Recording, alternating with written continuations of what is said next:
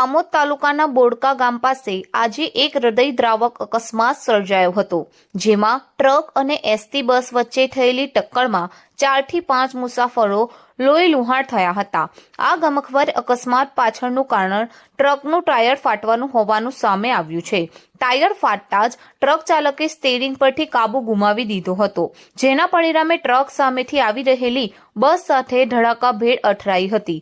અકસ્માતને પગલે હાઈવે પર મુસાફરોની ચીચિયારીઓ ગુંજી ઉઠી હતી અને અફડાતફડી મચી ગઈ હતી। ઘટનાની જાણ થતાં જ 108 એમ્બ્યુલન્સની ટીમ તાત્કાલિક સ્થળ પર પહોંચી હતી અને ઈજાગ્રસ્તોને પ્રાથમિક સારવાર આપી આમોદ સામૂહિક આરોગ્ય કેન્દ્ર ખાતે ખસેડ્યા હતા। અત્રે રાહતની વાત એ છે કે તમામ ઈજાગ્રસ્તો હાલ ભયયુક્ત છે।